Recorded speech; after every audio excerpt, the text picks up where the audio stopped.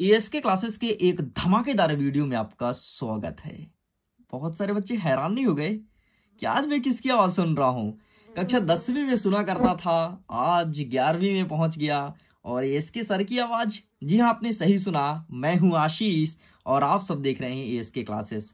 वैसे तो मैं हमेशा क्लास 9th और 10th के बच्चों के लिए वीडियोस बनाता हूँ, लेकिन आज मैं बूस्टर डोज लेकर के आ चुका हूँ कक्षा 11वीं के बच्चों के लिए, वो भी आपके सब्जेक्ट का, फिजिक्स का। खलबली तो मची होगी ना यार, बूस्टर डोज मतलब कक्षा 10वीं का याद आया सीन कि वार्षिक परीक्षा में कैसे पढ़ रहे थे, बूस्टर डोज से एग्जाम बहुत अच्छा जा रहा था। बस ठीक है, वैसे ही कुछ होने वाला है। अगर तुमने मैम के द्वारा बताई हुई 2 प्रैक्टिस क्वेश्चन पेपर को बहुत अच्छे से कर लिया है तो यकीन मानो बूस्टर डोज में इतनी मेहनत नहीं लगेगी। और अगर आपने नहीं किया है तो फिर भाई बूस्टर डोज में मेहनत तो है। एंड फाइनली ये सब बातों को हम साइड में करते हैं और प्रेजेंट करते हैं आपके सामने बूस्टर डोज और देखते हैं बूस्टर डोज में किस प्रकार से क्वेश्चन देखने को मिलेगा। तो ये रहा है आपका बूस्टर डोज, देख लीजिए। बूस्टर डोज में जितने चैप्टर से क्वेश्चंस आ रहे हैं सबको मैंने यहां लिख रखी है। बस अब आपको इन क्वेश्चंस को लास्ट मोमेंट में अच्छे से प्रिपेयर करना है, फिर तुम चले जाओ एग्जाम देने, डेफिनेटली तबाही मचाओगे। देखो, सबसे पहले सार्थक अंक किसे कहते हैं, अच्छे से प्रिपेयर कर लेना। सार्थक अंक किसे कहते हैं और सार्थक अंक कितनी होती है, इसे निकालने का तरीका तुम देख लेना। तो ये 2 चीज को अच्छे से देख लीजिएगा। आगे बढ़ते हैं। t बराबर 2 पाई √1/g की शुद्धता की जांच कीजिए। इस क्वेश्चन को अच्छे से प्रिपेयर कर लेना, एग्जाम में देखने को मिलेगा। आगे बढ़ते हैं नेक्स्ट।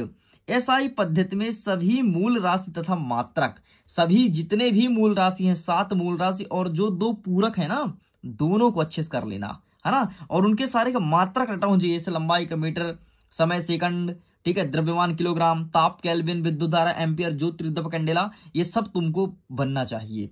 अच्छे से कंठस्थ एक बार पढ़ लेना और दिमाग में बैठा लेना। चाहे किसी भी स्कूल से हो, किसी भी जिला से हो, डेफिनेटली फायदा मिलेगा। आगे बढ़ते हैं। गति का सेकंड समीकरण, समीकरण क्या है, s बराबर ut धन 1/2 at का स्क्वायर। इसका विमीय विधि से सत्यता करना है, जांच करना है कि बिल्कुल गति का दूसरा समीकरण यही है। गति का समीकरण किसने दिया था, न्यूटन ने दिया था ना। तो अब तुमको समीकरण की व्युत्पत्ति करनी है, इस चीज को ध्यान रखना, और वो भी सेकंड लॉ ऑफ मोशन। आगे बढ़ते हैं नेक्स्ट। दूरी व विस्थापन में अंतर बताइए। अच्छे से पढ़ लेना, दूरी व विस्थापन में अंतर आपके एग्जाम में कल देखने को मिलेगा। आगे बढ़ते हैं। एक समान वेग को परिभाषित कीजिए। क्या होता है एक समान वेग, है ना, इसका डेफिनेशन अच्छे से पढ़ लेना, अच्छे से पढ़ ही लेना, इस चीज को तुम ध्यान रखना, अच्छे से प्रिपेयर कर लेना। अच्छा सुनो, अगर तुमने अभी तक बूस्टर डोज के पीडीएफ को डाउनलोड नहीं किया, लिंक डिस्क्रिप्शन बॉक्स में है, चेकआउट कीजिए, इसके पीडीएफ को डाउनलोड कीजिए। आगे बढ़ते हैं। चाल व वेग में अंतर बताओ। क्या होता है चाल और वेग में अंतर, जैसे आपको दूरी और विस्थापन पढ़ना है, वहीं पर चाल और वेग दिया है, तो वहीं पर चाल और वेग के अंतर को भी अच्छे से क्लियर करते जाना है। आगे बढ़ते हैं। ऊपर की ओर फेंके गए पिंड के लिए त्वरित गति का समीकरण बताओ। ऊर्ध्वाधर ऊपर की ओर, ध्यान रखना, ऊर्ध्वाधर ऊपर की ओर जो पिंड फेंका जाता है उसका समीकरण बताना है और इसे अच्छे से प्रिपेयर कर लेना, एग्जाम में 100% देखने को मिलेगा। आगे बढ़ते हैं नेक्स्ट। अदिश राशि व सदिश राशि की परिभाषा विथ एग्जाम्पल, उदाहरण भी आपको देखना है, ठीक है, कि अदिश राशि और सदिश राशि का परिभाषा क्या है और इसका उदाहरण अच्छे से कंठस्थ दिमाग में बैठा लेना, बैठा ही लेना। आगे बढ़ते नेक्स्ट। कहता है कि सदिश योग के त्रिभुज नियम, कई सारे आपकी किताब में नियम है, सहचर नियम है, चतुर्भुज नियम है, त्रिभुज नियम है, तो आपके लिए एग्जाम पॉइंट ऑफ व्यू से बहुत ज्यादा महत्वपूर्ण है त्रिभुज नियम, तो ये आपको प्रिपेयर करना है। बूस्टर डोज में आया है मतलब करके ही जाना। नेक्स्ट कहता है कि कोणीय वेग को परिभाषित कीजिए और कोणीय वेग का सूत्र, ठीक है, दोनों चीज देख लेना, क्या परिभाषा और सूत्र, ये दोनों चीज तुम कंठस्थ दिमाग में बैठा लेना, कंठस्थ मतलब कंठस्थ। नेक्स्ट कहता है कि एक समान वृत्तीय गति के लिए व्यंजक बताइए। एक समान वृत्तीय गति के लिए, देखो तुमने यहां पर देखा एक समान वृत्तीय गति के लिए परिभाषा और यहां पर तुमको व्यंजक निकालना है, ठीक, तो इन दोनों चीजों को अच्छे से प्रिपेयर कर लेना। नेक्स्ट कहता है उड्डयन काल का व्यंजक निकालो। एक और व्यंजक आया है उड्डयन काल का, उड्डयन काल का व्यंजक कैसे फाइंड करते हैं, अच्छे से प्रिपेयर कर लीजिएगा। आगे बढ़ते हैं। देखोगे कि जब कोई व्यक्ति बस में बैठा रहता है और अचानक बस चलना प्रारंभ करता है तो व्यक्ति पीछे की ओर झुक जाता है। ऐसा क्या रीजन है, ठीक है, ये पीछे गलत लिखा है, बड़ी पी होगी, ठीक, तो पीछे की ओर व्यक्ति झुक जाता है, ऐसा क्यों, क्या रीजन है, इसको अच्छे से प्रिपेयर करना। और इसके बाद तुम्हें देखना है कि संवेग संरक्षण का नियम क्या कहता है, इसे अच्छे से प्रिपेयर कर लेना। इस प्रकार से ये रहे बूस्टर डोज के क्वेश्चन, लेकिन रुको जरा 2-4 क्वेश्चन और बचे, उसको भी देख लो, फिर करते हैं वीडियो को द एंड।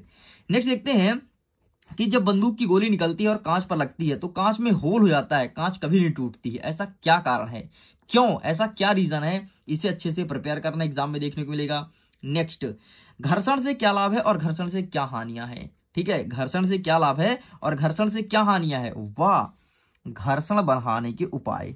ठीक, घर्षण बढ़ाने के उपाय, बस इतना चीज तुमको देखना है घर्षण वाले पार्ट से, घर्षण से लाभ, घर्षण से हानि और घर्षण बढ़ाने के उपाय। ठीक है, आगे देखते हैं।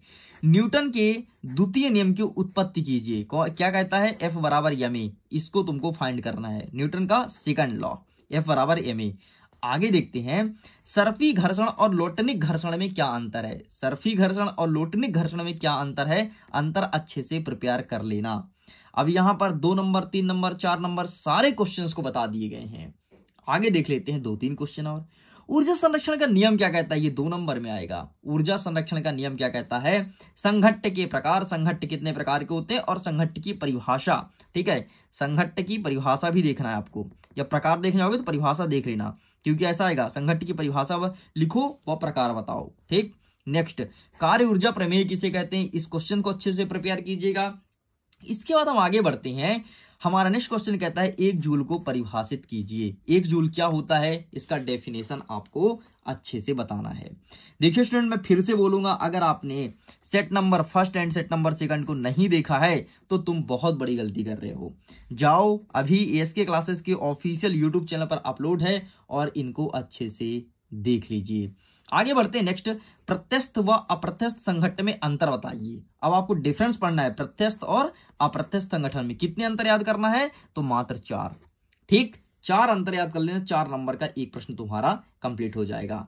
आगे बढ़ते हैं नेक्स्ट क्वेश्चन, संरक्षी व असंरक्षी बल में अंतर बताइए, इसे अच्छे से प्रिपेयर कर लेना। एंड अंतिम प्रश्न कहता है 1 न्यूटन को डाइन में बदलो, इसे अच्छे से प्रिपेयर करना है। इस प्रकार से बूस्टर डोज के सारे क्वेश्चन कंप्लीट होते हैं।